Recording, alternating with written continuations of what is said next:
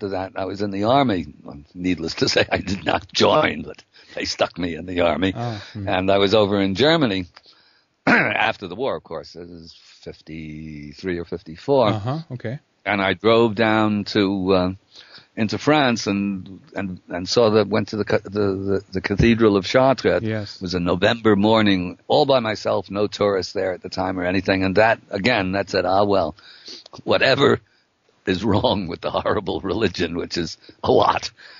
Some geniuses who knew something that I do not know did this. So that was one of those moments. And then it took some more years before I actually put two and two together and started actually pursuing that knowledge. Mostly, as I said, I was writing my novels and plays and, very satirical. And as I said, not bad for young work. If I had the money, I'd put them out again. But, yes. And then when I finally got into Egypt, yes, then I knew what I was after. Then I was directed. And, the first time I went to Egypt, I'd already done my 5 years of work in the library studying Schwaller, so I was prepared for it. And yes, it was very much that kind of experience. It was that realization, as I've repeated, I hope not as ad nauseum on our show here, that John, I want to ask you here then about Sure. The idea that there must be something within ourselves that resonate, that makes these experiences. We resonate with this particular architecture. For instance, if we talk about that I would probably at this point in time define it that it's something within our psyche. It's almost an archetypal thing, if you want to get psychological about it. But what do you think it is that makes us resonate with these particular geometries or tones or shapes or ratios? Well, sure. No, you're exactly right, Henrik. Of course, because we're the same ratios. In other words, Schwaller called his doctrine, actually the sacred science of Egypt, he called it the anthropocosm. In other words, the man cosmos. And Plato says, man, know thyself. This is what he's talking about. In other words, everything that went into the universe is in us. We resonate to universal principles, but the universal principles, we get it in nature. It's not too difficult. We can never find any nature anywhere left, but we get it. But when it's orchestrated by great geniuses into the sacred art and architecture, then we get it in a concentrated dose. There's no missing it. And at least, again, it does not apply to everyone. For the academics who are, I like to describe them as the emotionally defective and the spiritually dyslexic, they don't get it, but everyone else does. And so once you've experienced it for yourself, then you know. Until then, you can read about it, and it sounds nice. I said earlier that Egypt is like sex. Until you've experienced it, you really don't have an idea of what it's like. Right. But there you actually get it. And of course you get it elsewhere too. You get it in the great mosques, and you get it in the temples of India and so on. And you can get it in nature. You can get these amazing moments of clarity where you suddenly understand that there's a level of consciousness that you can't normally access, but that is there. And of course it is the pursuit of that path that gives life its meaning. And otherwise, the alternative to that is that it has no meaning, and most people, even those who accept it, don't actually stop and think it out. Some idiot, gambling on the stock market or something like that doesn't sort of sit and say, well, life really is meaningless, so I think I'll just make as much money as possible. They don't think it that way. They just say, well, that's what I'm doing, making as much money as possible, and I don't give a damn about anything else. Right. Yeah, that is the meaning for them for their life, for their existence. For them, yes. Although, when I don't travel in very wealthy circles very often, but even those people have their misgivings, and you have to put 6 drinks in them, and they start telling you all about their problems and stuff like that. And now, actually, they're interesting. The work I'm doing with Jerry with Salanti, because the richer, even the super rich are being massacred by this thing going on now. Of course, it's hard to feel sorry for them. Somebody has $2 billion and they lose 90% of their assets. They still have 200 million, but they think they're poor.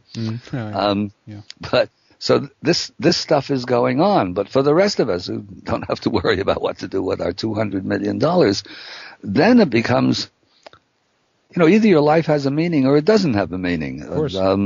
It's something within us. And I wanted to ask you about this thing regarding both giving your life meaning, of course, but also regarding this strive. And we can connect this with the Egyptians, I guess, and correct me if I'm wrong here, but this strive for increasing or heighten your consciousness, your awareness, that also plays into this factor that you're how should I put it? You're nurturing your soul in a way. You're manifesting your soul, and you're adding more to your spirit if you are paying attention to these types of sciences. Do you think at this point that that's something that the Egyptians were interested into building, so to speak, on themselves, on their own spiritual life, and that gives you more meaning in life, meaning that this is a reciprocal cycle, if you will, and the people that are moving away from that, they're going to fall more into the dead zone, if you know what I mean. Oh yeah, sure, of course, but as I said earlier, Egypt is a one-issue civilization. The entire civilization, they had their wars and things like that, but their creative energy. Actually, if you want to know what a civilization is like, or if you want to know the soul of a civilization, don't read history books. They're a waste of time for the most part. Look at where they directed their creative energy. Egypt is interesting because virtually all of the creative energy was devoted one way or another, even in the simple trades, let's say, of the carpenters and the statue makers and the shepherds and the herdsmen. All of those activities are transformational activities. All of them. Mm-hmm. They start off with a raw material of one sort and transform it into something alchemical, into something higher. So you have a whole civilization devoted to that aim. Then you have a real civilization. You look at where do we expend our creative energy? 70, who knows what percentage goes into the military. Another huge percentage goes into stupid bobblehead dolls in Disneyland, and a tiny little bit goes into the marginalized arts. Everything else is all that creativity expended, wasted on stupidity. That in fact does nothing for the soul. You look at Renaissance Italy, very interesting because it's brilliant. I mean, it's genius, but it's egotistic. Everything, look at me, how brilliant I am. Egypt, you don't get that. It's all anonymous. The pharaohs put their names on the temples, but there's a spectacular, simple grandeur to this work, and most of it anonymous. Now, people don't sign their names. Ahmed designed the statue. You just don't know. But the activity itself is transformational. So in Buddhism, Buddhism talks about the Eightfold Path. Yes. To detachment, and one lane within that Eightfold Path is right livelihood. If you're spending your life gambling on Wall Street, if your livelihood is, you're writing ads for some toothpaste or some damn thing or another, or working in a factory making horrible stuff that nobody wants or needs. Yes. It's very difficult to find that life path that will actually prove nurturing in and of itself. But it doesn't mean, actually, if you're not, it doesn't mean that you can't do it. Everyone has to make a living, so of course, not everybody can be a writer or a painter or an artist or a creator in that sense, especially nowadays. But as long as the message is driven home, and there are, as I said, there are my own focus is the Gurdjieff work, but that's a small thing, and it's not a small thing, it's a big thing, but it's not that well known. But there are disciplines, legitimate disciplines out there that can be followed. It's hard to do by yourself. You almost need a class to do it. It's like learning the violin by yourself. You can learn it, but you're much better off with a teacher. You can learn it by yourself, and then when you get to a certain point, you have to get a teacher to teach you what you're doing wrong so that you can do it right. Yeah. So there are schools in which you can pursue a path, but without the discipline, it's just in your head. It's a lot of New Age malarkey. Mm-hmm. So, yeah, but without that, there's no possibility of a civilization. So, going back to what we've been talking about on a number of instances here, how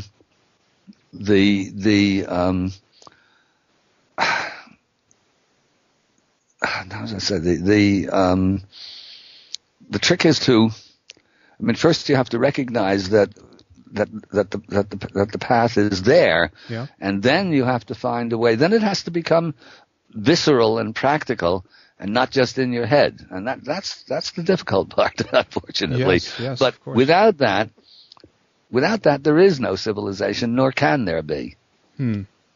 Simple as that. It's without the understanding that we as human beings, individually and collectively, have a destiny to fulfill, nothing can happen.